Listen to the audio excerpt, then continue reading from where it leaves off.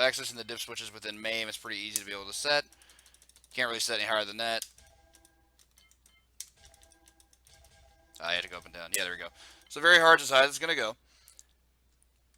And we're going to head back to the menu. There's another setting that you have to change that I won't show here. You have to adjust the volume to go all the way up, but I don't want to blow anyone's ears out, so we're just going to move on. So what we have here is a tried and true arcade classic, Ultimate Mortal Kombat 3, also one of my favorite fighting games of all time, and one of the most abusable in terms of just how to beat down the AI. So what we're going to do is go ahead and just drop in a couple quarters. You'll see quarters are maxed out. That's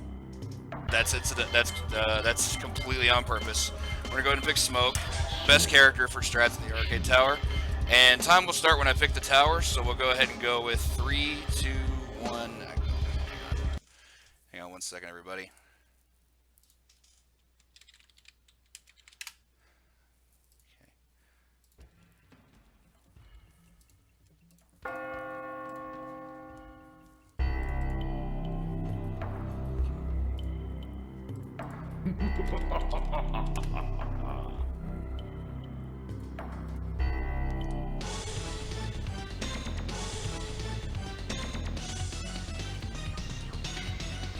Okay. Apologies for that. Let's try that again. Once again, show that I've never seen it be blue before. That's really strange. Alright, there we go. Highest difficulty. Back again. We're going to be showing off a couple of ways to really abuse the hell out of the AI in this game. Start out there by dropping a couple fixal quarters. Then move on over to Smoke. And time's going to start on selection of the tower. So let's go ahead and go with 3, 2, 1, go. Superb. Our first opponent is Scorpion, who's a bit of an annoying opponent. What we're trying to do is manipulate him to be able to throw a projectile by doing a jump backwards kick. From that we can immediately cancel into a teleport and loop him into being able to be susceptible to the jump kick air throw combo. Another thing you're going to see happen a lot is between rounds, you're going to hear the coin insert sound a lot. Like basically, it's called the coin skip glitch. And basically what I'm doing is you're manipulating the programming of the game and overloading the memory to get it to advance as quickly as possible. It saves several seconds between rounds by doing it, so it's ideal to do. I do it by having both coin insert buttons set on the stick itself. Skip it like that. Skips everything, including flawless victories, which is awesome. A little bit of a uncooperative pattern for Sub-Zero here.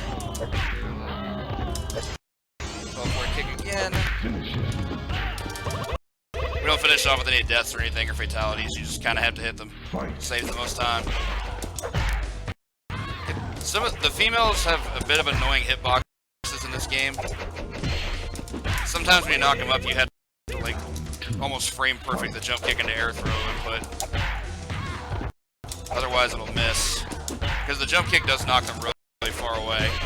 Get that up there. Go in with the knee. We're gonna move on. Another interesting component here in Jax. His fireball pushes him back big time. You can also start with dash punch, and things like that can happen. So go ahead and jump into that.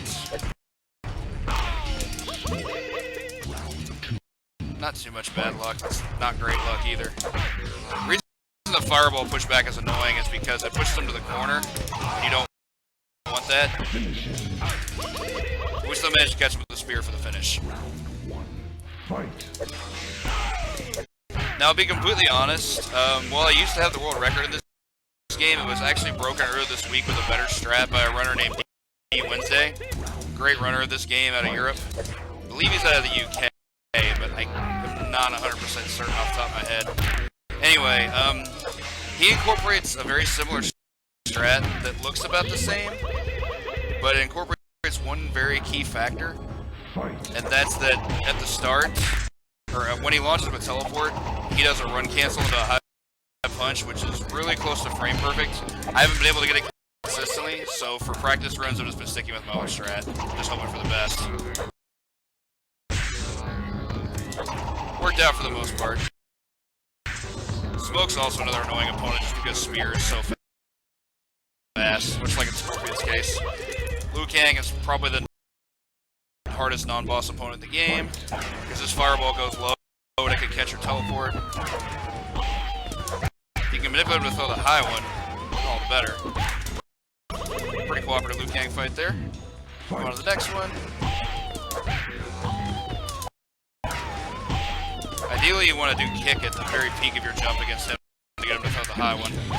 If you go any lower, he'll throw the low one. Endurance matches are basically the same as anything else. You just have to fight more opponents and do more loops. On incoming, you generally want to jump right away and do a kick. The hitbox is so active that they'll throw projectiles as soon as they land, and they're free to get comboed. Pretty simple stuff there. Jump right into that. That was awesome. Get sub all the way to the corner. Push them off with the same. There's not really much to say about the loop that I'm doing here. It just does entirely too much damage. It's very abusable. Teleport, jump, kick, air throw is, I think, 45% damage, which is insane. You're gonna backup strat here. We're gonna take him to the corner with that air throw. Or that roundhouse, sorry. Had to go with the backup strat there because he was in the corner. You never want that to happen. Because if they're in the corner, you can't loop them. They can just get out of it too easily. Some cooperation from Shang Tsung here. Shang Tsung's definitely one of the easier opponents. He's actually one of the harder opponents if you're using the run cancel strat that D Wednesday employs, because on him, the run cancel is frame perfect.